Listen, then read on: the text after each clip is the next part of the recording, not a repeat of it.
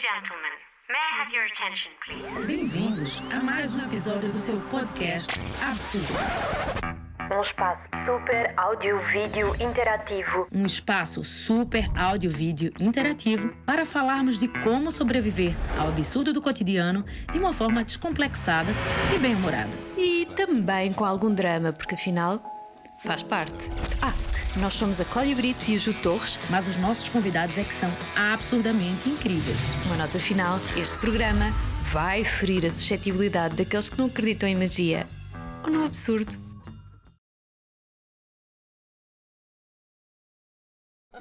Bem, bem-vindos a mais um podcast absurdo.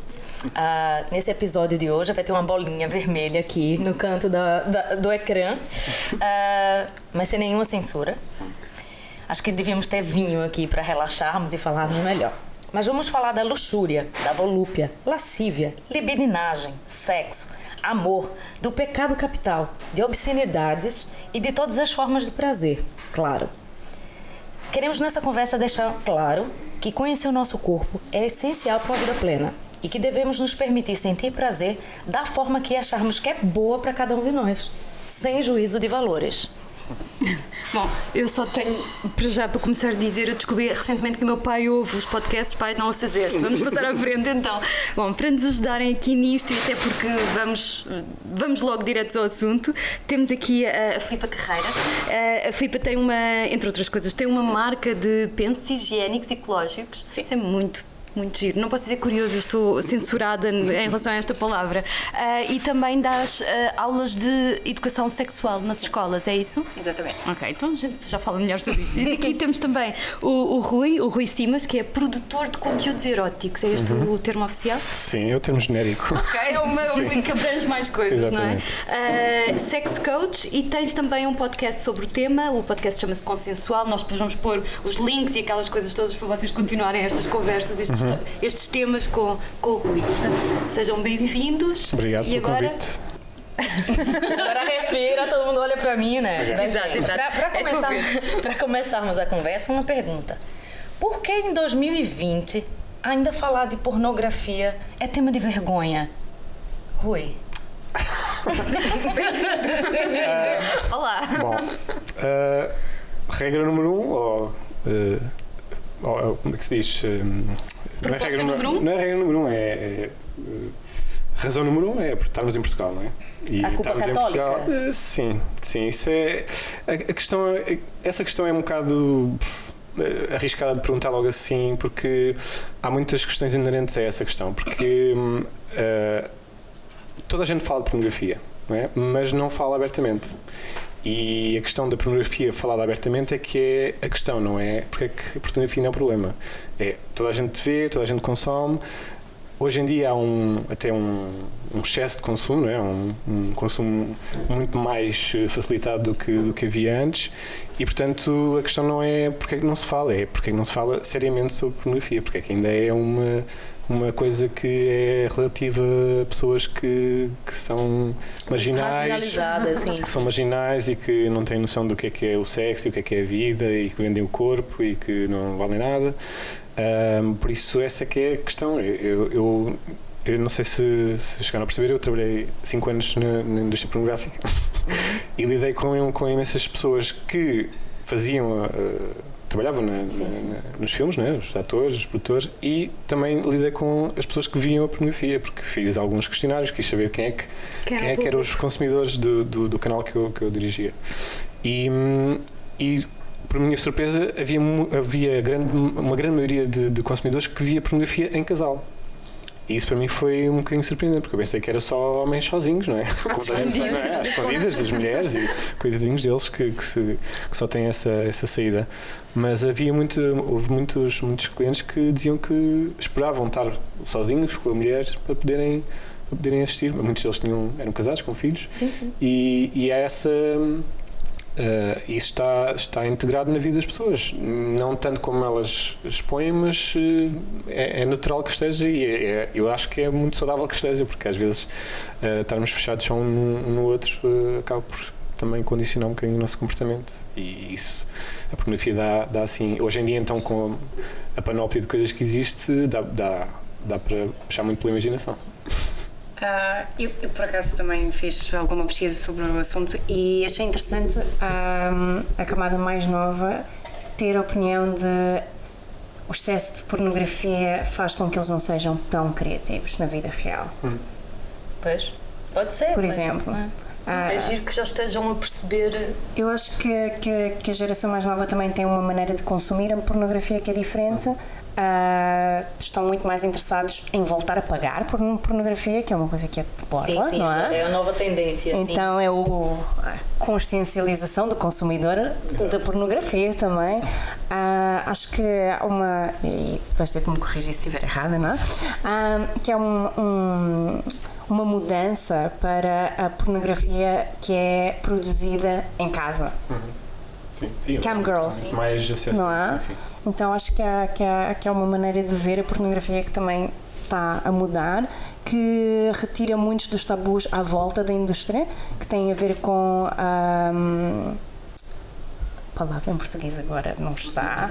Dizem qualquer lista. Exploitation.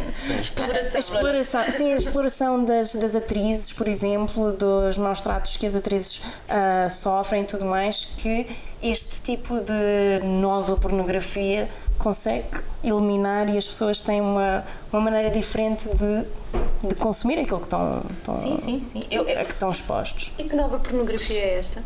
É aquela em que tu pões uma câmera tipo aquela no teu quarto e fazes o que tens a fazer num canal pago, por exemplo. Sim, houve uma grande mudança com a internet. A pornografia mudou imenso, porque tu antes tinhas filmes que eram produzidos, portanto alguém tinha que os escrever, ou tinha que os realizar, que tinha que os produzir, editar, tinhas que pagar atores, portanto, toda uma produção para produzir cassetes, portanto.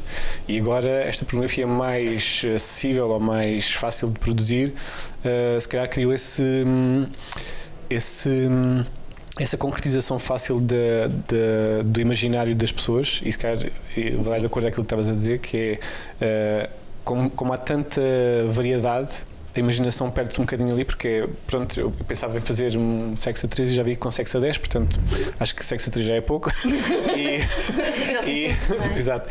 E as novas gerações estão-se a ressentir um bocadinho disso, que também é curioso, que é o excesso depois também acaba por condicionar-te ainda mais, que é então.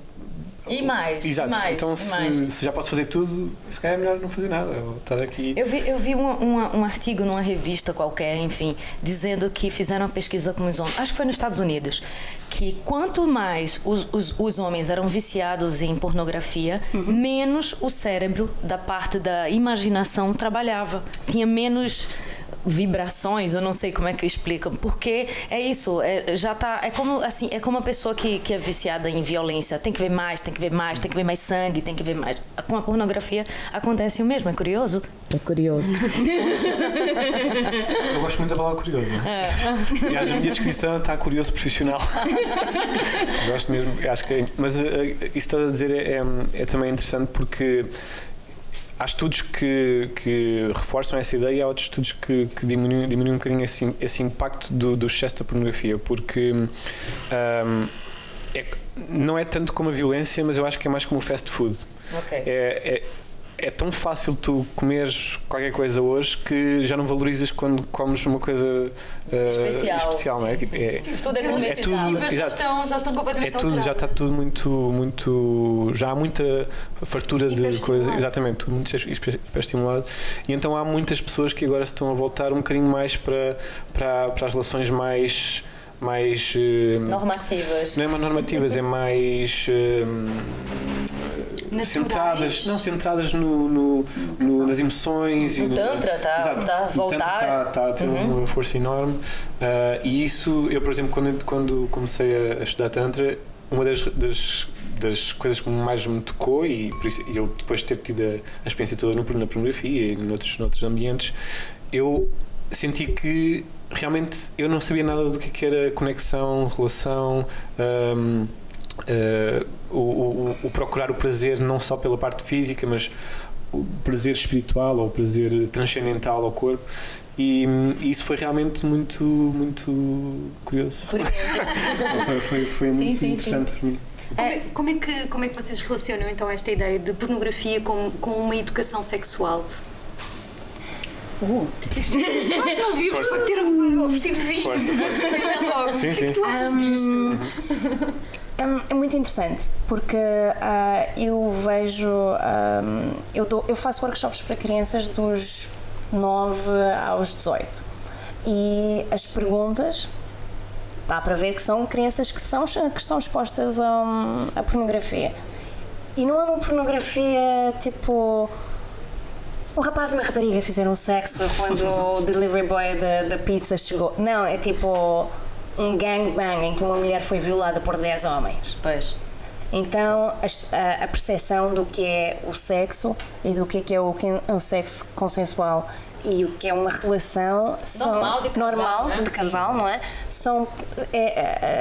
Os jovens têm perspectivas muito diferentes da realidade, não é? Da mesma maneira que, por exemplo, quando os miúdos perguntam porquê é que a mulher tem de chorar durante o sexo. Chorar, tipo, eu depois tenho de explicar que tipo, há assim um chorar feliz, um chorar menos feliz, mas há vários rapazes que quando perguntam, a questão é porquê que eles têm de magoar a mulher. Não é? Porque essa é a percepção que têm. Estou a falar de crianças sim, também, sim, não é? Sim. Tipo... Mas acho que toda a base devia ser, eu acho, em muitos dos temas que abordamos, tudo começa na educação, né? Sim. A percepção do sexo, a percepção cultural, a percepção como a família, como os pais retratam para os filhos, isso vai crescendo conosco e nós vamos tendo... Sim, mas uma se ideia... calhar, e corrijam-me se estiverem errada, mas se calhar pornografia numa criança de 8 anos é capaz de ser um bocadinho excessivo. Não foi isso que eu disse. Sim. Só que a educação mas eu não... Desculpa, me expressei mal. Não é a pornografia, é a educação sexual. Porque depois ele vai conseguir filtrar o que vê.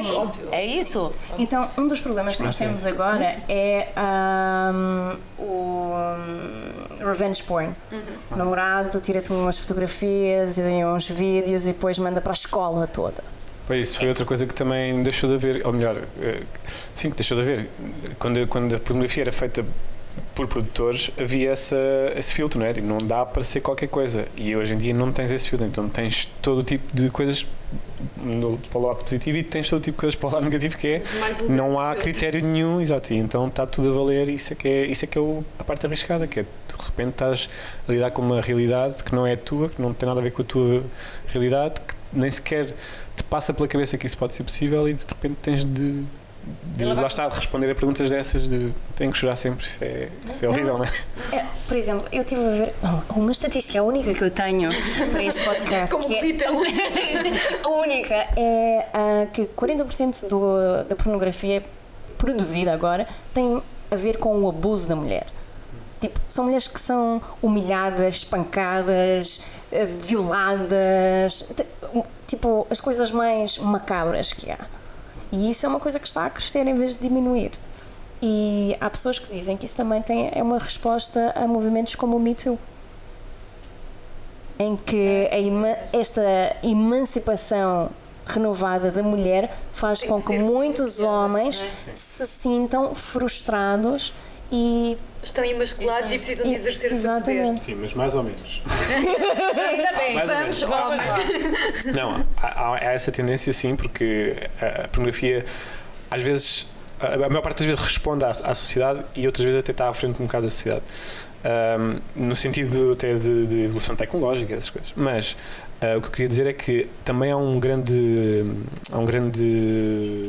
crescimento de mulheres que fazem pornografia feminista, com muitos mais critérios do que a pornografia há uma vez foi feita, e há um grande consumo por parte dos homens de pornografia em que as mulheres dominam homens, em que grupos de mulheres dominam homens, em que grupos de mulheres espancam homens ou abusam deles, ou neste sentido em que há um ambiente controlado nisto, não é vamos castigá-los e vamos massacrá-los. Obviamente que também é isso, porque, como eu disse, não há agora critérios, nem há filtros para dizer que as pessoas que fazem má pornografia não podem fazer, porque agora toda a gente faz, mas há mercado para tudo. Mas as produtoras que mais promovem pornografia a nível mundial, há essa tendência de pôr mulheres na posição de poder em relação aos homens.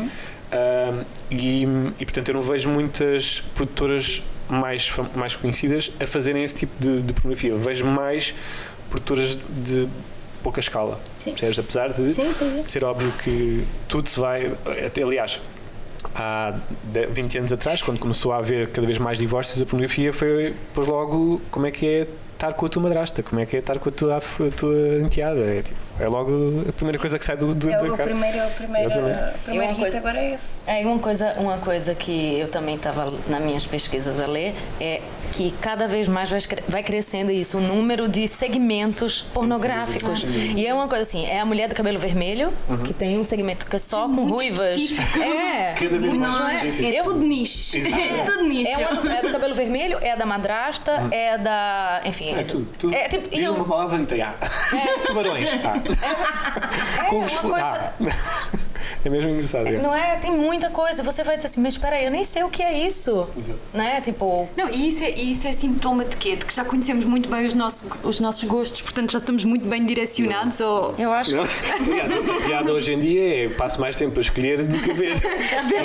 Não é? Como a Netflix, menos coisas. Eu nem sei o que é isso. Mas olha, a pessoa já tem que ir pro trabalho, eu já quando começas a entrar naquela cena dos balões e epá, calma, é que eu já estou na lista dos países da vida.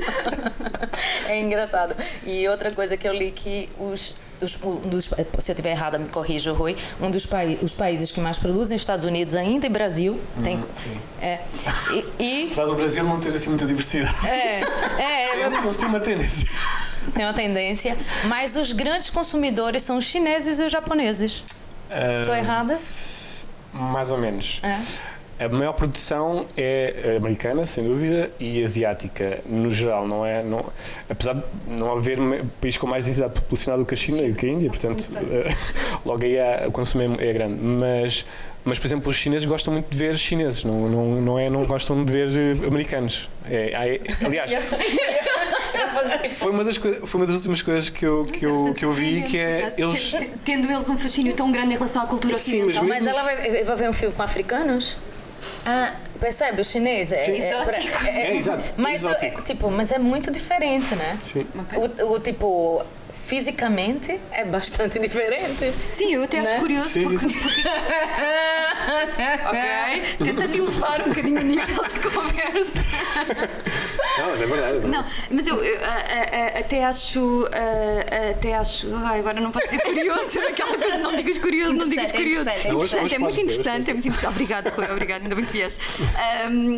Que os próprios japoneses também têm relações de proximidade muito pouco próximas, não é? Muito pouco íntimas. Portanto, também nem sei muito bem como é que eles encaram, o que é para eles. Eu vi uns quantos documentários e via coisas muito bizarras, que só a ideia de erótico, eu sei que pornografia e erotismo são coisas distintas, mas esta ideia da sensualidade, da sexualidade, do erotismo e tudo mais, já passava muito pelo um simples toque, pelo agarrar da mão, por poder falar com a pessoa e olhar nos olhos. E é tão... Sabes que há curioso. Sabes que há casas de miminhos, não é? Sim. Isso é super assustador. Mas o que eu ia dizer é que as produções asiáticas, e eu digo asiáticas porque há muita produção japonesa, mas também há muita produção coreana, também há muita produção tailandesa e chinesa também, mas apesar das chinesas não ser muita, mas vão por caminhos que nenhum americano vai, nenhum brasileiro vai, nenhum indiano vai, porque são coisas que lá está, também tem a ver com a sociedade. Se me tivesses feito a primeira pergunta e estivéssemos no Japão, eu tinha dito, bem, primeiro estamos no Japão. Portanto, porque há coisas que interferem muito na maneira como nós vemos a nossa intimidade, não falar só de sexualidade. E eles têm muitos conceitos que vêm da sua história, da sua mitologia, da sua tradição, da sua tradição cultural, e que interferem muito na maneira como as mulheres são vistas, os homens são vistos, o que é que os homens podem ou não fazer, o que é que as mulheres podem ou não fazer, quais são as transgressões, porque isso também é uma das principais componentes da pornografia, o que é que vamos transgredir hoje, não é? E eles lá têm muito esta vivência solitária e consomem muita cultura pop e muitos livros e lá está, a tradição é muito pesada, e eles transgridem muito esses mitos e essa tradição e essas... Por isso é que há os povos e por isso é que há as geixas e pronto, há muita coisa que está ali para fervilhar por dentro e que eles não podem mostrar no dia a dia. Uma coisa que eu ia falar agora são tantos temas a tocar num ponto crucial que eu também em outro vídeo que eu vi, que querem acabar com a ditadura dos filmes pornográficos, as mulheres e os homens serem muito iguais, os americanos. Todas as mulheres têm um clitóris cor-de-rosa e infantil. É verdade. Todo mundo tem um clitóris igual. Já não é assim tanto. É porque, se calhar, eu tô vendo pouco a pornografia, vou ter que me atualizar. Não é isso. E olha que eu ainda vejo bastante, mas... Não, mas é que essa é uma das questões que também costuma surgir sempre, é que há uma ideia, há um conceito de pornografia que vem dos anos 90 e dos anos 80, que é esse conceito do homem da pizza, do não sei o quê, que as mulheres são todas iguais. Nos anos 90 começaram a pôr silicone, portanto começaram mesmo a ficar todas iguais. E a fazerem labioplastia. Sim. E portanto aí sim tornaram-se muito iguais. Mas hoje em dia. Já mudou um bocado. Hoje em dia há tem uns clitóris super exóticos. Não, eu acho ótimo. E cada vez mais tens uma diversidade, porque também tens as tais mulheres que fazem a produção dos filmes, então a mulher também quer se ver representada de outra maneira. Mas isso foi uma das questões que me surgiu quando eu trabalhei lá na empresa, porque eu fazia a programação do canal e uma das coisas que eu quis pôr no canal foi exatamente esses filmes feministas ou pornografia para mulheres. E é como eles definem. Mas a questão foi exatamente, eu recebi vários filmes e mostrei a amigas minhas e disse, olha, vejam este filme e vejam se faz aquilo que é suposto, que é excitar-vos, não é? Porque nós vemos ver um filme de terror que é para nos assustarmos, ou vemos ver um filme de comédia para rirmos. Por isso, não vos excitar não é bem um filme porno, não, é um filme erótico. E essa intenção é muito melhor intenção do que, na verdade, uma concretização, porque muitas delas vieram dizer, apesar do filme usar mulheres normais, com corpos normais, com aquelas diferenças todas, as mamas não serem iguais, dos lábios serem mais diferentes e não sei o quê, elas não se queriam rever naquelas mulheres, elas não se sentiam excitadas por estarem a ver uma mulher com celulite ou com... Sim, porque é da fantasia, não é? Diz? É a fantasia que faz parte da atração à pornografia. Exatamente. Então, há uma razão deles serem todos... Eles não são normalmente todos bonitos, mas elas são. Sim, a maior parte das vezes, sim. Mas lá está, hoje em dia já não. Hoje em dia tu tens imensas, lá está, subníveis com as mulheres mais gordas, as mulheres mais altas, as mulheres com deficiência. Há imensas. O catálogo está gigante. Mas é um bocado a questão do mainstream. Okay? O mainstream, sim. O mainstream quer garantir que tem o público. E então sim vai. É como os filmes normais. Os filmes normais também têm, os atores são todos bonitos. Sim. Pronto, então é um bocado mais pela característica de consumo do que provavelmente um sentido estético ou um critério de produção. Mas sim, mas obviamente que isso tem os seus prós e os seus contras, não é? Se é uma pessoa que parece perfeita, as mulheres são todas perfeitas, estamos a criar um estereótipo que não é acessível. Mas é uma fantasia que estás a projetar. Se a mulher não for assim tão perfeita, ok, estás a aproximar mais das pessoas, mas de repente outra coisa que elas me diziam é que parece que estamos a ver um casal normal a ter sexo, então já estamos a entrar na intimidade deles, já não é um filme, já é, parece que estamos no quarto deles, percebem? Então, exato. Aquilo que nós consumimos de mídia influencia o nosso pensamento, mas o nosso pensamento como sociedade também influencia o que é produzido na mídia, e a pornografia é um bocadinho assim também. Mas eu ainda entro no quesito vergonha. Nós estamos a falar de pornografia e as pessoas que estão a ouvir, todo mundo como se vê a pornografia, mas ainda é vergonha. E eu quero saber o porquê, fora a culpa católica. É porque as pessoas, o sexo, para mim, é uma coisa divertida, é um entretenimento, não deixa de ser. Senão ninguém só fazia para reprodução, né? Senão só todo mundo só fazia para ter filho. E quem não quer ter filhos, eu sou julgada, porque eu não quero ter filhos. E consumo sexo, e eu acho que tem que ser. E por que as pessoas têm... Tipo, em Portugal, eu vim no Brasil, onde a relação com o sexo é muito diferente. E quando eu cheguei em Portugal, só para contextualizar, quando eu cheguei em Portugal, eu fiquei chocada, porque as mulheres tinham mesmo vergonha de falar de sexo. Quando eu cheguei aqui em Portugal, há 20 anos, o auge era mala vermelha, que eu disse assim, o que é isso? Tipo, vocês... Tipo, porque... Reuniões secretas.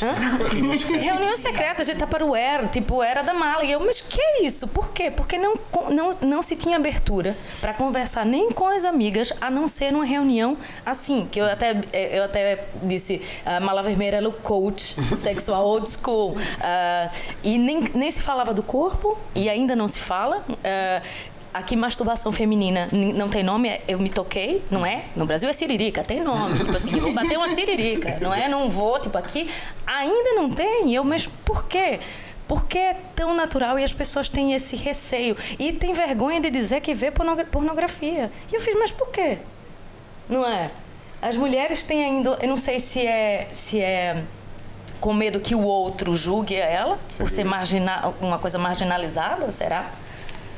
Eu acho que aí tem duas coisas. Uma é, nós temos todos uma atitude diferente para com o sexo, não é? Então nós trabalhamos em áreas em que temos de falar sobre sexo a toda hora. Então temos uma certa vontade em lidar com o tema. A minha ideia nos workshops que eu faço para adultos é tipo a democratização do prazer. É trazer esses conceitos para a mulher mais tímida. Nós não temos todos de falar sobre sexo da mesma maneira, não é? Claro. Temos é de ter o mínimo de educação sobre o tema. Mas não termos vergonha, nós vamos ter sempre vergonha de alguma coisa. Não é? Sim, percebo. Eu acho que eu a vergonha e posso ter... Tenho de defender as tímidas também. Eu não sou tímida, mas eu tenho de defender as tímidas. Mas eu acho que sim, eu acho que faz parte. Nem todo mundo tem a desenvoltura, nem todo mundo tem uma vontade. Mas eu acho que parece sempre tabu. Ninguém consegue nem falar do seu próprio corpo. Eu não sei se isso é assim na realidade. Eu acho que pode ser, esta ideia nem tem que ser também uma questão de timidez. Eu acho que a maneira de encarar o sexo é tão plural quantas as pessoas que existem no mundo. Acho que cada um tem a sua leitura e tem a sua forma de estar no sexo, e ainda bem. E acho que há coisas que há pessoas que podem encarar a coisa como um aspecto íntimo, seu, que não tem que ser exposto, não tem que ser conversado, também não tem que ser escondido, obviamente, mas eu tenho muitos amigos homens e nesta coisa estava a pensar se a tua pergunta era direcionada ao público feminino, se eram só as mulheres que tinham vergonha de falar de pornografia ou se os homens também teriam essa vergonha.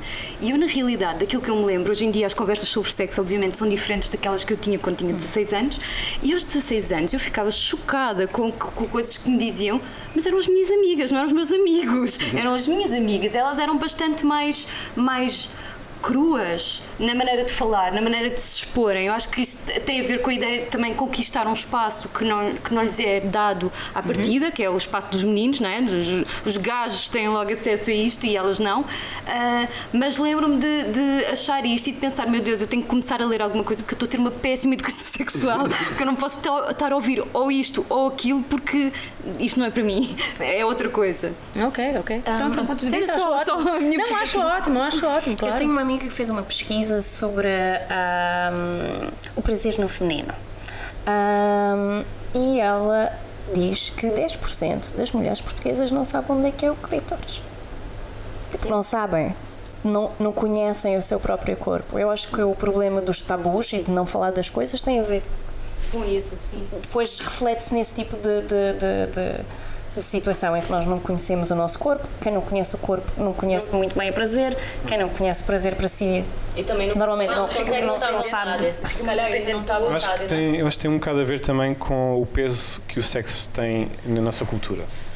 Porque uma das coisas que eu entendo quando falo com pessoas do Brasil, por exemplo, porque há outros países assim, é que há uma visão lúdica do sexo, e aqui há muito pouca visão lúdica do sexo. Há muito peso de é uma responsabilidade.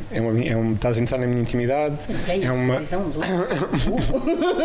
É uma questão de competição também. Se faço melhor, se faço pior, se tive muitos orgasmos, tive menos orgasmos, se me dou muito, se me dou pouco. Exato. Não, mas para as mulheres há muita questão também de se faço muito, então é porque tenho uma tendência de vadia, portanto, sim. Há muito esse julgamento. Não podes gostar muito, só podes gostar QB. Esse julgamento está muito inerente à maneira como as mães falam com as filhas, as gerações. Sim. Não, quando as gerações mais antigas têm de lidar com este assunto com as gerações mais novas, normalmente é sempre da visão das antigas, não é? Tu estás a ser pior do que eu era, ou já estás aqui a lixar aqui o esquema. E essa sensação de eu não posso falar muito, porque se eu falar muito vou ser julgada pelos meus pares, não é? Porque essa é que é a questão, acho que é o principal peso aqui, porque eu tenho vários clientes, eu dediquei-me ao coaching e não à terapia, porque lá está, a minha intenção é promover um futuro melhor e não estar a esmiuçar o passado. É quando as pessoas procuram-me porque querem experimentar qualquer coisa e não sabem bem o que é. Aplicabilidade. Exatamente. E eu por acaso tenho a sorte de ter o mesmo número de homens e mulheres, também tenho casais, e a maneira como eles falam, as mulheres falam muito mais abertamente sobre o sexo do que os homens. Os homens, há um problema, há uma questão qualquer que tem que ser resolvida, e é aquela questão, pronto, não vamos falar de mais nada.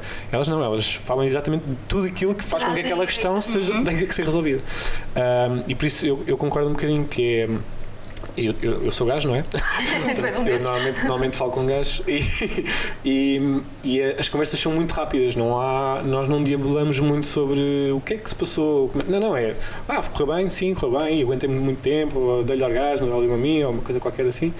E as mulheres esmiuçam muito o tema, e esse esmiuçar é que é um bocadinho arriscado, que é, eu só esmiuço se estiver com as pessoas com quem confio, e não vou estar aqui a mostrar que sei fazer até aquela técnica da língua, ou se a perceber. E então há estas componentes todas que fazem com que o sexo não seja assim tão lúdico. Só um exemplo. No outro dia estive num debate sobre sexualidade e erotismo no cinema, e estava um produtor, um realizador e um ator. E quando eu pus a questão de porque é que não há mais filmes eróticos no cinema, começou-se a debater qual é que é a relevância do sexo na vida e no cinema. E uma das questões que foi levantada só por homens foi, sim, porque o sexo tem que ser demonstrado num contexto de amor, de relação entre duas pessoas, de coisas muito sérias. Eu digo, mas tem mesmo de ter esse peso todo, tem só de ser para procriar quase, e então acho que falta um bocadinho essa visão lúdica do sexo, que é vamos explorar e não ser só. Eu não quero generalizar, não quero parecer. Não, percebe? Eu não quero parecer. Eu não quero. Ninguém devassa, aqui já sou. Não é isso. Quando eu digo aqui em Portugal, de fato é uma coisa cultural. Tipo, para mim é uma coisa falar de sexo. Eu não preciso estar falando o tempo todo com todo mundo, mas para mim, se o assunto acontecer numa mesa, eu não vou ter vergonha de falar.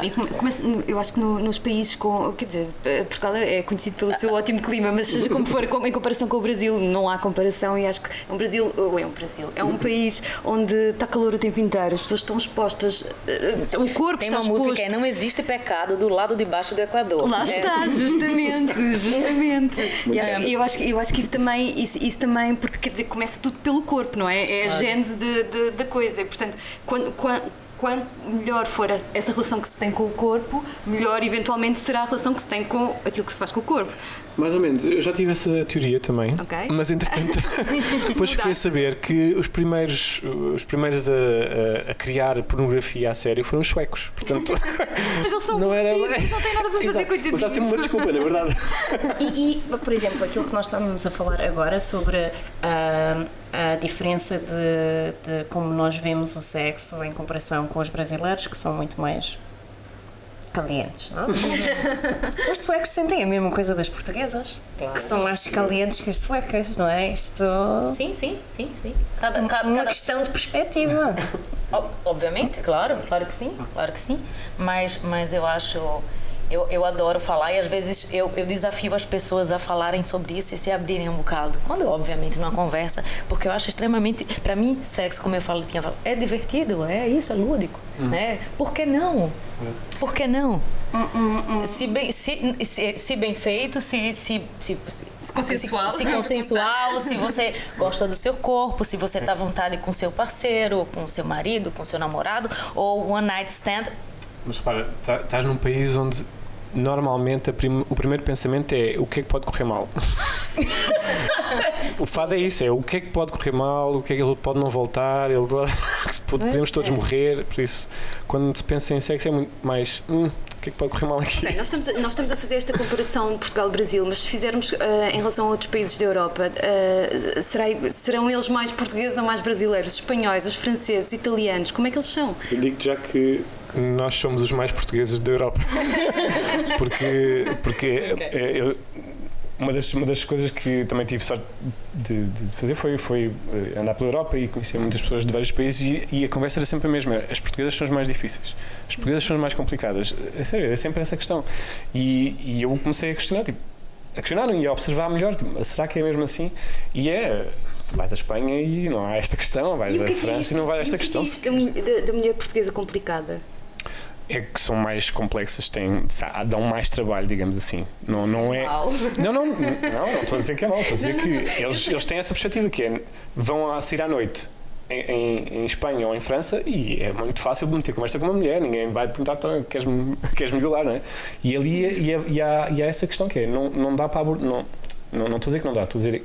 Eles diziam muitas vezes que não dá, que era difícil abordar uma mulher em Portugal porque a tendência era sempre este gajo vai me fazer mal, quem é que é este, percebes? E essa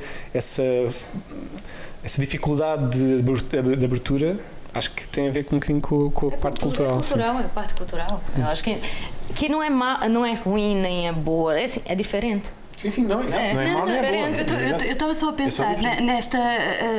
Até pode ser muito boa.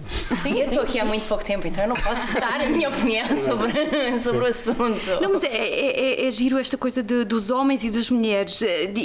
As mulheres portuguesas... Eu não estou em defesa da mulher portuguesa, atenção, apesar de ser mulher e portuguesa, mas não é essa a minha missão. Os homens queixam-se, aparentemente, de que as mulheres portuguesas são... de difícil acesso. Eu, enquanto mulher portuguesa, a experiência que eu tenho é muitas vezes ao falar com um homem e só por ambos sermos heterossexuais há circunstâncias em que eu estou a dizer bom dia e aquela pessoa está a ouvir eu quero-te comer. O que também convenhamos, calma, está tudo bem, é só bom dia, ou podemos falar ou qualquer coisa. Eu acho que haver aqui é um problema de comunicação de uma forma geral. Normalmente esse é o grande problema, não é? É o problema da comunicação. Eu acho que também parte muito do tipo de educação que nós temos em casa, mas também na escola. Nos outros países europeus, pelo que eu entendo, a saúde sexual é ensinada a partir de uma idade muito mais... São mais novinhos quando começam e não estamos a falar de mostrar filmes pornográficos a crianças de 8 anos. Sim, a educação sexual não é isso. Referindo ao comentário anterior. Isso se aprende em casa. E também a maneira como se fala sobre o sexo. Então é super curioso que finalmente a ONU, por exemplo, agora tem uma linguagem sobre saúde sexual e reprodutiva que é a educação para a sexualidade. Falam sobre empatia, sobre relacionamentos, sobre essas coisinhas todas que antecedem muitas vezes o sexo. Eu acho que é isso tudo também e depois cria a mulher portuguesa ou a mulher sueca e a maneira como ela se relaciona com o sexo, com ela própria e com os outros. Mas uma das questões que as pessoas com que eu falo sobre educação sexual e que se queixam que é muito focada na educação sexual que se está a tentar dar hoje em dia e que está regente, é exatamente associar a educação sexual à reprodução, à obrigação, à doença, à saúde, à ciência. E é essa parte que eu estava a dizer. Não há nada de bom. É só o que é que pode correr mal. Podes engravidar, e se engravidares, isto. Podes ter uma doença, o que é que pode acontecer? Isto. E eu próprio, quando tirei o curso de saúde sexual, todo o curso foi que doenças é que pode apanhar, como é que o nosso corpo é feito para podermos ser homens ou mulheres. É só, exato. Não, isto tem É que ser só- mesmo, o sexo tem que ser mesmo extraordinário para nós ainda nos arriscarmos no meio de tanta coisa. Você tem certeza que quer fazer isso? Exatamente. É. E não, tipo, mas que coisa estranha, né? Isso ser pensado assim. Agora pensando até Pode prender as crianças, não é? Não se pode Mas- pôr as crianças a pensar que pode. Mas é tão engraçado porque depois as crianças, muitas das perguntas delas, ok, algumas são assim estranhas, não é? Tipo, houve alguém que mostrou um filme pornográfico e elas têm perguntas sobre isso. Mas muitas das perguntas têm a ver com relacionamentos, têm a ver com o antes do sexo, porque eles não olham um para o outro e dizem olá e depois vão fazer sexo, não é? Assim, os beijinhos, dar a mão, os sentimentos todos, que durante muito tempo acho que a abordagem foi tipo, isso não existe. Exato, é só ciência, é só ciência. É só a ciência. Eu, na minha escola, eu lembro-me de uma rapariga dizer, a professora de Biologia, nós estávamos a estudar a anatomia da vagina. Acho que a gente devia mostrar ou clitóris aos rapazes. A resposta da senhora, isto não é uma aula de educação sexual, isto é uma aula de Biologia. A vagina está aqui. É assim mesmo. Ponto, ok. É tudo o que Espero que o marido precisamos dela saber. tenha. Só saiba onde é que é a vagina. Espero que o marido dela encontre. Devidamente Uma parece que coisa, e que nem todo mundo sabe, além de não saber onde é o clitóris, não sabem o que é a vagina e o que é a vulva. E vocês, mas E como as não pessoas sabem? que acham que a gente faz xixi da vagina? Pois. Mas isso eu queria deixar bem claro, que estamos a falar de temas que não são para crianças de 15 anos. São pessoas da nossa idade. Sim, sim. Eu no outro dia estava a falar com uma rapariga que me estava a dizer que foi para casa com um rapaz que, quando ele estava a tirar o preservativo, ele sacudiu o preservativo como um saco plástico. Ok? Ele não era um teenager, era um rapaz de 20 e tal anos que já devia saber como é que se usa um preservativo. Tipo. Mas vou fazer primeiro um balão para ver se está furado. Mas o que é que não está a acontecer para este tipo de coisas ainda acontecerem? Pergunto. Não sei. Mas imagina. Porque sim, é verdade que todos nós. Bem, as gerações agora espero eu que estejam a ter uma melhor educação sexual em casa logo a partir dos pais, etc. Que as coisas sejam mais fáceis e que. Ok, não, esqueçam então. Bom, eu ia dizer que, pelo menos na minha geração e nas gerações anteriores, era um assunto não falado, pura e simplesmente. Portanto, tudo aquilo que nós precisávamos de saber teríamos que. Na altura, ler, não havia internet sequer. Parece que estou a falar da pré-história. É por isso que eu estou a contextualizar. Peraí, vamos falar de coisas agora, reais. Tipo, somos novos, mas. Não, é só mais nesta coisa de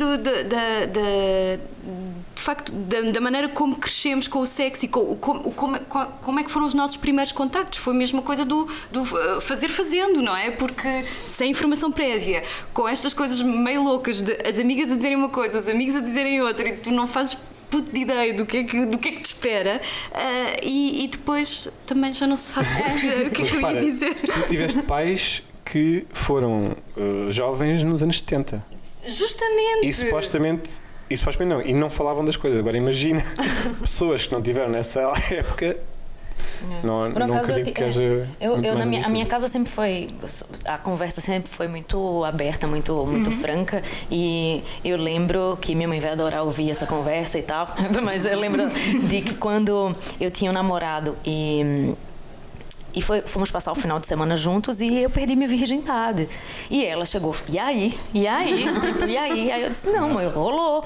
Aí ela fez, então, olha, minha filha, eu quero que você aproveite, faça sexo, faça muito. Eu só quero que você se cuide. Se você não quiser engravidar, Exatamente. tá feito. Por quê? Por que eu vou deixar de fazer com o meu namorado? Exato. Qual o problema? E essa postura positiva em relação à perda da virgindade, por exemplo, é super positiva. Já só isso é uma educação, são 20 aulas de educação sexual. Não te fazer sentir culpa. Não te fazer sentir culpa, não pôr isso no pedestal de perdi a virgindade, pronto, mudei a minha vida agora. Exato.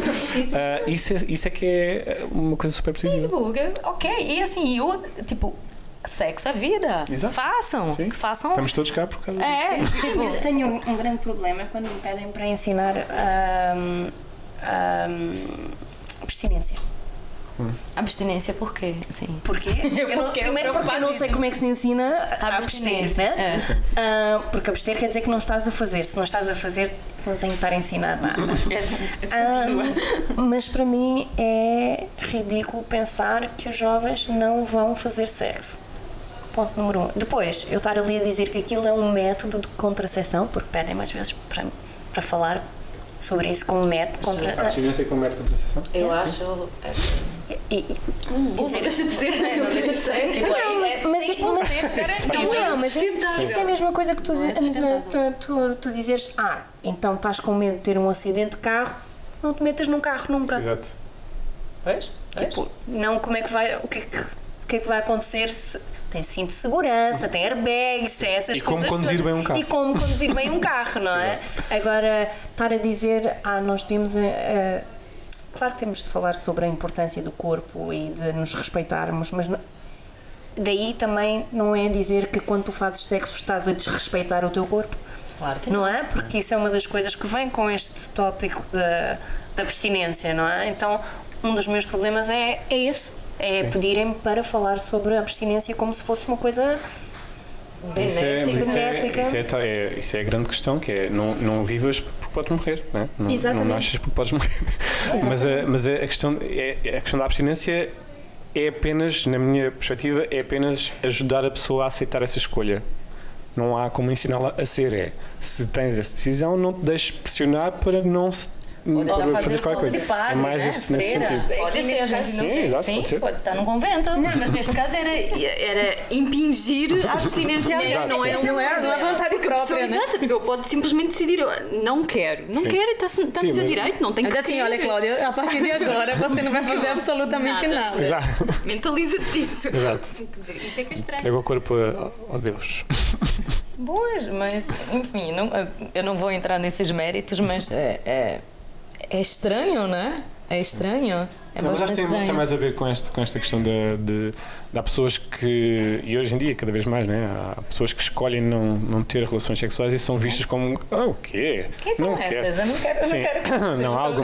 Não, algumas porque é tal coisa. Tu vives numa sociedade em que agora há uma carga tão grande de sexo, tipo, tens de ser uma pessoa mais aberta e não sei o quê, e de repente as pessoas não estão preparadas e ficam naquela situação de vou ser um ostracizado porque não penso nisso, ou não sinto vontade, ou não tenho ninguém com quem queira fazer, e muitas vezes, e sabemos disso, as mulheres perdem a virgindade por pressão dos outros e não por vontade própria, e por isso a questão da abstinência acho que é mais nesse sentido de não te deixares pressionar para fazeres uma coisa que na verdade não queres. Isso concordo plenamente. Agora, estar a comparar a abstinência à pílula, acho que aí estamos a falhar um bocadinho na educação dos nossos... A igreja conseguiu isso. Mas eu acho que a abstinência, como estava a falar no adulto, de não querer, porque quer preservar... O quê? O que seja, o seu corpo, as suas vontades. Não há ninguém interessante, sim. É o que muitas vezes acontece. Que não encontra alguém interessante, ou enfim, não está no mood, ou está a pensar em outra coisa, enfim, isso é perfeito. Ter esse respeito. Sim, mas há esta coisa da hipersexualização, sim. O sexo também ganhou ao outro lado da moeda, também ganhou uma preponderância enorme e de repente, de facto, parece que quem está fora do jogo está fora de tudo, está fora do mundo. Porque é preciso fazer, é preciso conhecer, é preciso acontecer, é preciso tudo. Larguem-nos na mão. Agora já é exagero, já deixa de ser lúdico outra vez. Quando podíamos fazer à vontade, já deixa de ser lúdico outra vez. Não, isso de sensualizar, da pornografia, dos nudes, né? Mande nudes. Eu queria saber quantos nudes são enviados por segundo. Tipo, deve ser porque a quantidade de mamas que eu uso. Tipo, a quantidade de coisas que temos acesso o tempo todo. Tipo, mas isso é outra vez também aquilo que falávamos ao início, que o revenge porn, que isto é, não querendo cair nesta discussão que é um bocadinho infinita entre homens, na diferença homens e mulheres, mas a verdade é que os homens podem fazer revenge porn, aparentemente, mas as mulheres não, porque elas vão fazer o quê? Vão enviar a pilinha de alguém para outra miúda e dizer, vê. Olha o pau duro, ela aqui, sim, mais ou menos. Olha que o revenge porn para os homens é muito mais complicado, tipo, olha a pilinha, tem carinho dele. Para as mulheres é mais a questão de lá está, manchar A reputação. E ele é virilidade. Ele é virilidade, Sim. sem dúvida. Sim, sem sim, dúvida. sim, Quer dizer que é, esse é que é o Tá bem, ataque. mas isso é outro mito que podemos já tentar desmistificar aqui, que é esta coisa do tamanho. Pelo amor de Deus, homens, parem Sim, com isso isso. na adolescência Parem com isso. marca um bocadinho. E normalmente o revenge porn, bom, a não ser que sejam pessoas muito ridículas, mas acontece sobretudo na adolescência. mas é isso, é mostrar que aquela pessoa em relação às mulheres que tem uma má reputação em relação às mulheres, e aos homens é que não tem sequer capacidade de não vai comigo, mas também se for com alguém não vai ser bom. Mas nós temos 40 anos ou quase, ou mais ou menos, tipo, isso acontece também com essa idade, não, né? Ou, Claro que acontece. sim. Hoje em dia... Tipo, eu assim, porque eu tô fora do mercado. Tô fora do mercado. Com a quantidade Tô de fora divórcios do que existe, sim. Ah, é? Sim. Tô fora desse mercado ainda, nunca aconteceu. Eu tenho várias amigas que sofrem agressões desse tipo, de pessoas que mandam dick pics não solicitadas. Sim, isso é muito. Tipo, Sim, nude. não obrigada. Eu não quero Estou a ver. almoçar. Exato. Isso é, tipo, ainda não jantei, né? Não quero. Sim. Porque essa é a nossa versão atual dos homens que ficavam no parque a abrir as gabardinas, não é? É a mesma coisa, mas agora com um bocadinho de internet à mistura. Pois é. Olá, bom dia. Um pau duro de manhã. Assim, amigo, não, eu não queria ver depois, né? Tipo, Exato. Eu queria ver depois, não Mais a quero hora do ver. almoço. Agora de Epá. manhã. Depois do café, pelo menos. Deixa-me acordar. Não, e tem um reuse nudes, né? Quem manda o mesmo para várias pessoas, que eu acho tipo assim, tirei a foto, vou mandar para quem? Exato. Reencaminhar. Exato, E reencaminhar. aparece a setinha do reencaminhado, Não né? podes fazer forward, né? Porque senão. A setinha do reencaminhar é ótimo. É muito bom, Deselegante, nem a porcaria da setinha. Tem que fazer. Eu vi um meme desse que era um print screen de uma conversa e tinha assim, ai amor, eu te amo. E Exato. reencaminhar, eu também. Reencaminhar, Sim, sim. eu também. Isso Tipo, é é muito bom. fantástico, né? Mas pronto, eu acho que, olha, eu acho que pornografia e sexo devia ser falado como estamos a falar agora. É isso que eu estou a dizer, tipo, não é errado, né? Temos de ir jantar mais vezes. Na vida é assim. Tipo, e eu lembro que uma amiga minha fez assim, eu quero ver filme pornográfico, vocês podem me mandar dicas. E as amigas começaram a mandar dicas de site. Eu fui olhar, né? Aquelas coisas muito suaves, muito só soft porno. E eu disse assim, mas que é isso? Tipo, é giro. Mas tipo...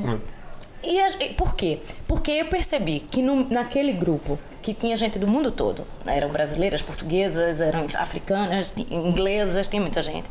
As pessoas tinham vergonha de mostrar uma coisa mais penetração, porque não queria. Mais explícita. Uma coisa mais explícita. E eu disse, mas eu mandei alguns que eu achava bem. Pronto, amiga, esse é assim.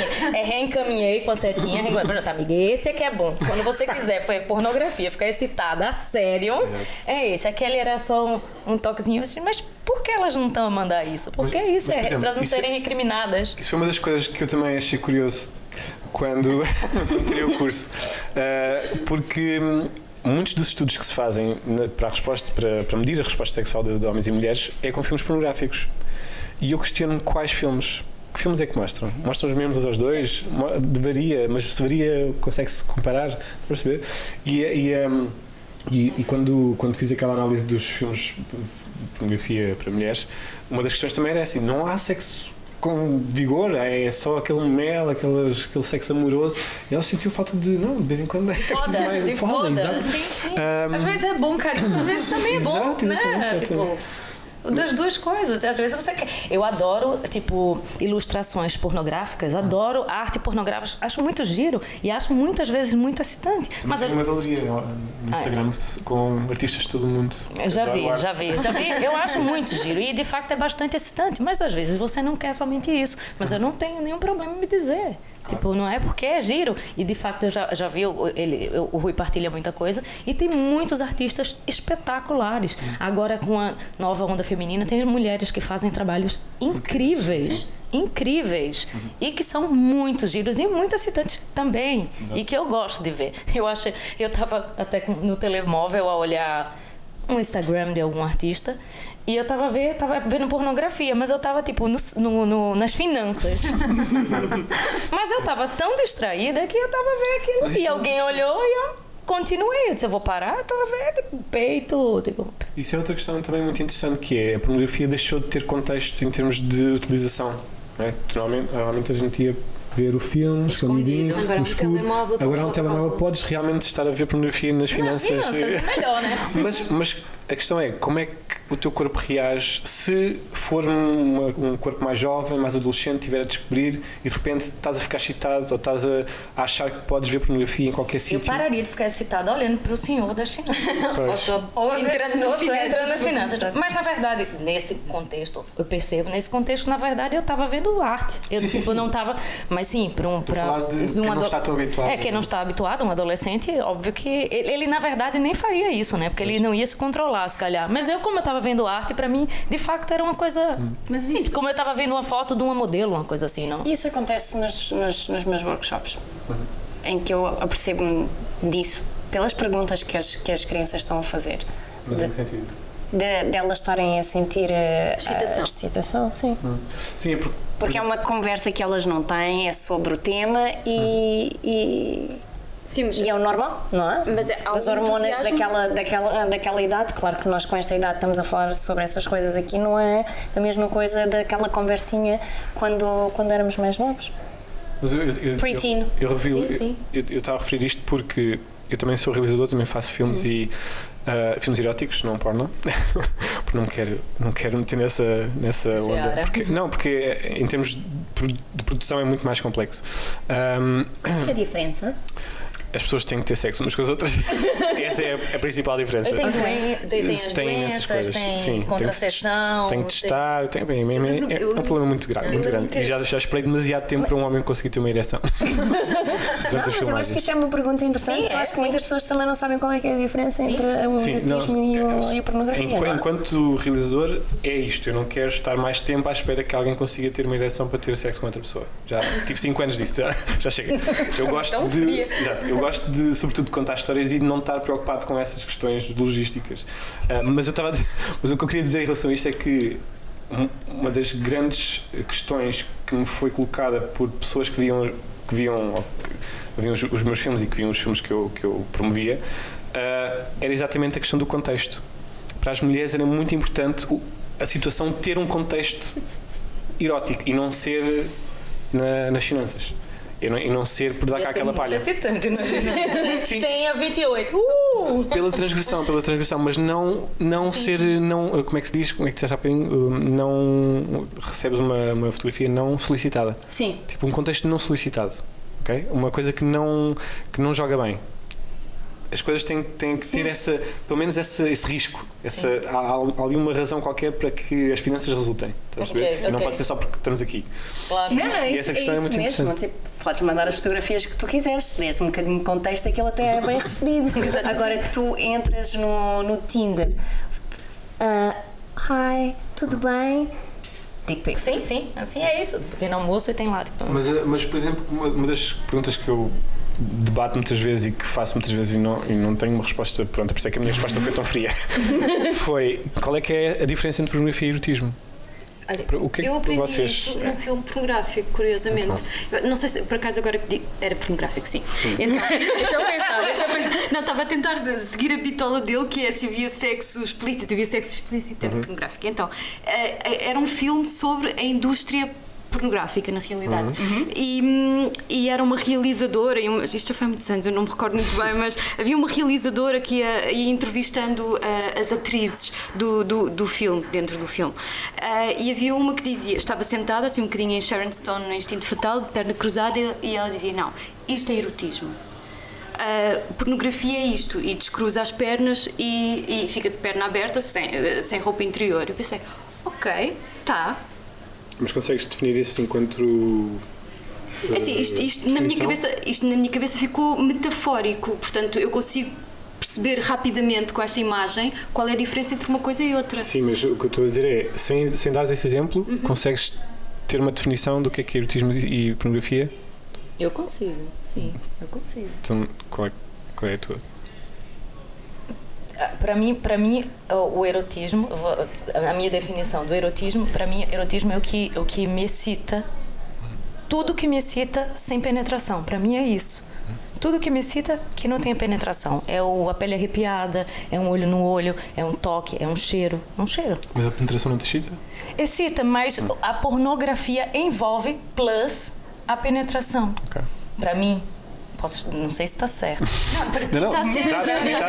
Para mim Não tem que estar certo nem errado. Para tem que mim, estar certo. para mim é isso. E erotismo é o cheiro, os sabores, a saliva. Tem tanta coisa que envolve. Pornografia é o plus penetração, que também é fantástico, mas nem sempre é necessário, né? Eu tenho outra definição. Qual é? Para mim, a pornografia, o erotismo é algo intelectual. É uma tensão intelectual. Ou seja, que pode ser causada por um ato ou não. Mas a tensão que se cria com um olhar, uma aproximação, um toque que está quase a acontecer mas não acontece, uma coisa que se está quase a mostrar mas não se mostra, ou uma coisa que se está mesmo a ver mas que é mesmo intensa, aquela tensão que te faz o cérebro utilitar é que para mim é erotismo. Okay. Por isso, erotismo para mim também envolve pornografia. Só que eu, enquanto produtor, não quero ter de lidar com essa questão. Mas para mim, há muitos filmes pornográficos que são super eróticos porque criam um contexto intelectual que me excita. Por exemplo, há eu gosto do tema das famílias, de relação, de tensão sexual familiar.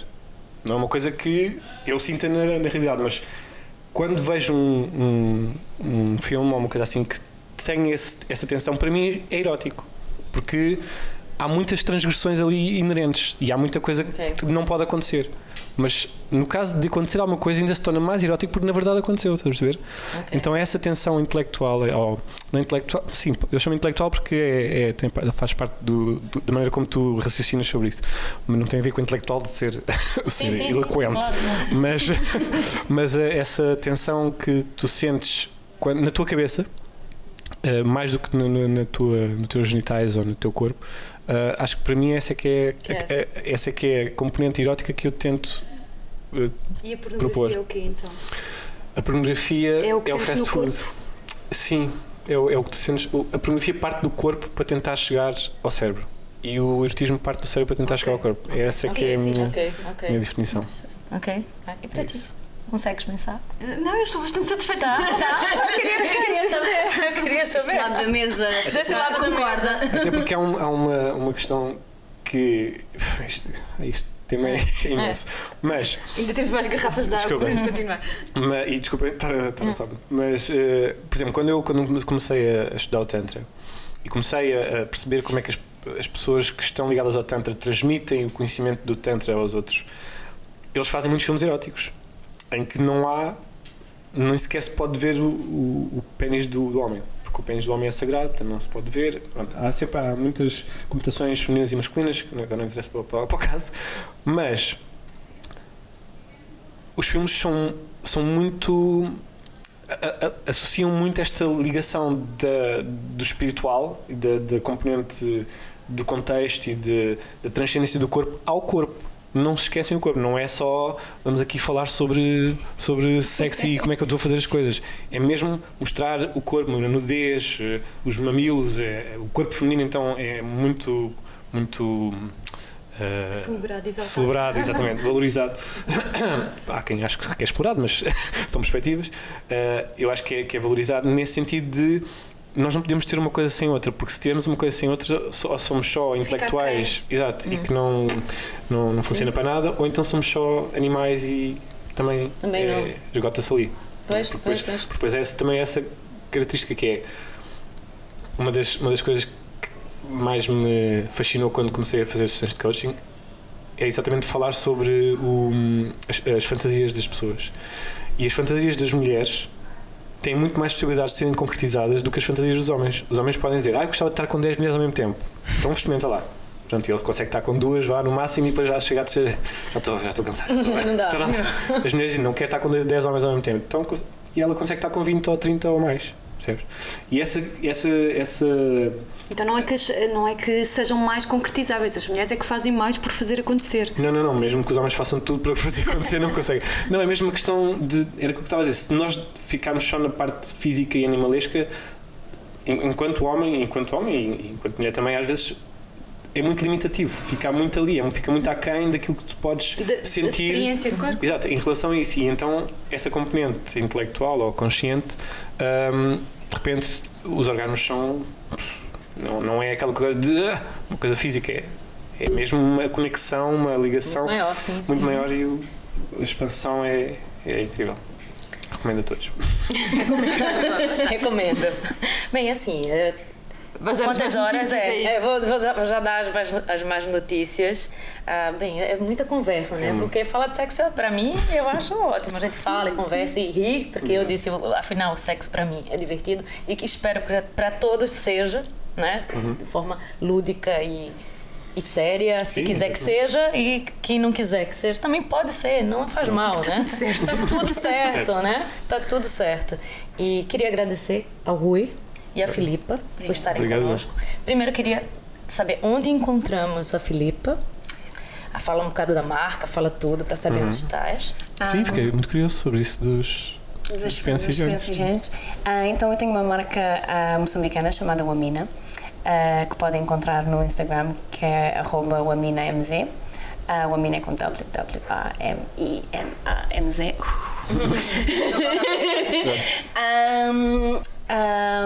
Eu faço a distribuição de pensos higiênicos reutilizáveis. São feitos de tecidos especiais, não é? Para absorverem bem a menstruação e não deixarem manchar as calcinhas. São o máximo. São o máximo. Super ecológicos também. Duram até 5 anos. Eu também também vendo copos menstruais.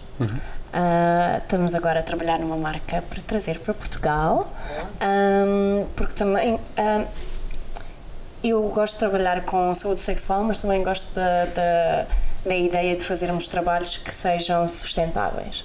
Então, se nós distribuirmos um pensinho higiênico descartável, dura 4 horas, enquanto os nossos duram 5 anos. Os copos menstruais duram 10 anos, quer dizer, estamos a prevenir muito lixo nas nossas lixeiras e diminuir a poluição, e também a dar acesso, em Moçambique principalmente, a raparigas que não teriam produtos de higiene menstrual, não é? E depois faço os workshops de saúde sexual e reprodutiva para crianças, para professores e também para adultos, mas eu prefiro a parte das crianças e dos professores. A minha ideia de trazer também é o conceito que o sexo não é só para reprodução, não é? Mesmo quando estamos a falar com teenagers, porque eles quando estão a pensar em sexo e pensam em sexo, não é para reprodução, não é? Então é adaptar as mensagens que nós já temos à realidade, não só à realidade local de Moçambique, mas à realidade dos jovens de hoje em dia e que têm desafios que nós não tivemos. A internet vai mudar muita coisa e nós temos de responder a muitas perguntas de revenge porn, bullying nas escolas, são desafios completamente diferentes dos nossos. Nós também tivemos, mas só que agora em esteroides. Porque depois também é intemporal. Fazes uma coisa, fica gravada, vai para a internet, ficou. Claro. Se forem à tua procura para uma entrevista de trabalho, já aconteceu a várias pessoas não conseguirem porque encontraram imagens mais ou menos eróticas ou nuas, privadas. Não, era isso que eu ia dizer, privadas, porque não é só, nesses casos não tem só a ver com a sexualidade, tem a ver com se vem no Facebook tu bebes todos os fins de semana. Já há um juízo de valor se és uma pessoa séria no trabalho ou não. É isso. Então acho que nós temos de trabalhar muito na intimidade e na privacidade. Sim. E a educação para essas crianças é essencial. Claro que sim, para todos. Sim, mas agora já estamos estragados. A gente tem que melhorar, temos que melhorar o que já existe, né? Um bocadinho. É por isso que eu prefiro as crianças e os adolescentes, porque se eu ensino os miúdos a pôr um preservativo Sem sacudir, não é? Sem sacudir, eu acho que tipo É gratificante, claro. eu gosto muito do meu trabalho. E o Rui? Muita gente vai agradecer.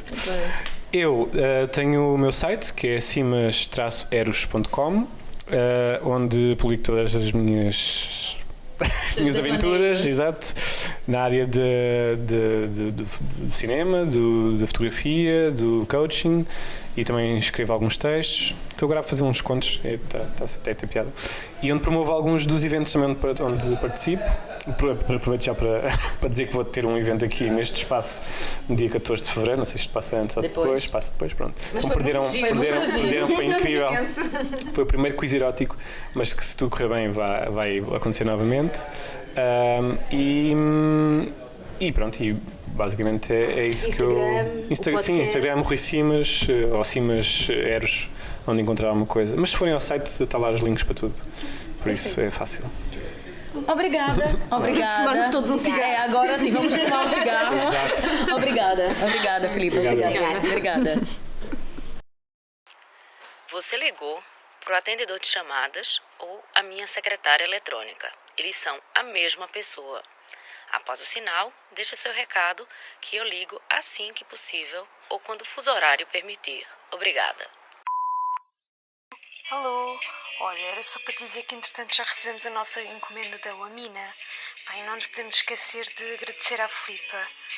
Deixa-me baixar aqui o som. Sabes o que é que eu me lembrei? Tive assim uma espécie de crise de nostalgia e estava-me a lembrar do quiz erótico que fizemos, aquele que o Simas esteve a promover lá no Lab. Foi bem giro.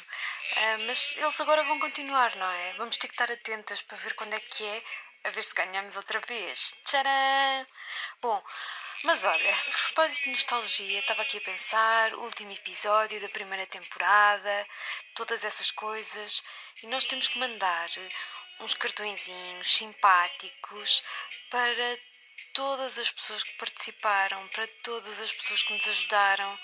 Enfim, é muita gente. Estava aqui a pensar, e só assim por alto, por exemplo, dos convidados. Temos a Mami Pereira e o Paulo Pascoal, a Rita Morgado e o Marcelo Lourenço, a Sandra Portugal e Taylor Cat Claw, Camila Carnicelli e Paulo Oliveira, a Natécia Monteiro e o Gonçalo Santos, a Mana Gray e o Mauro Guerra, a Paula Ribeiro e o Pedro Ossi, a Joana Barrios e o João Palma, o Fernando Alvim e o Bernardo Brandão, a Maria de Oliveira Dias e o Hugo Brito, a Filipa Jardim da Silva, o Sandro Rezende e, claro, agora a Filipa Carreira e o Rui Simas. Bem, só aqui já estão 24, mas olha, também não nos podemos esquecer da malta do gravador, que também contribuíram imenso. Lembras-te? Tivemos o Rodrigo Magalhães, o Filipe Martins, o António Faria, o José Anjos, o Dário Gomes, o David Afonso, a Ana Malimba Coelho, a Susana Alves, o António Guerreiro, o David Guiuducci, a Cláudia R. Sampaio. E acho que... e também temos que agradecer às pessoas que nos facultaram os espaços, o Faria, que nos facultou a sua própria casa, o Paulo pela Illusive, o José Marques e o José Aparício pela Oficina Marques e a Bruna e o António Guerreiro pelo Lab. Foram realmente incríveis. E não esquecer, temos que fazer um miminho muito especial para o nosso núcleo duro, o Ricardo, a Sofia e a Ana, que sabe Deus como nos aturaram estes meses todos. E pronto, e depois há todas aquelas pessoas que as outras não veem, quase pessoas invisíveis, mas que nos ajudaram sempre que nós precisámos ou de um convidado, ou de um sítio para ficar, ou de alguém que conhecesse alguém, que nos ajudasse a chegar, sabe Deus aonde. Enfim, não sei, vou ter saudades. É o que eu tenho a dizer. Beijinho, até já.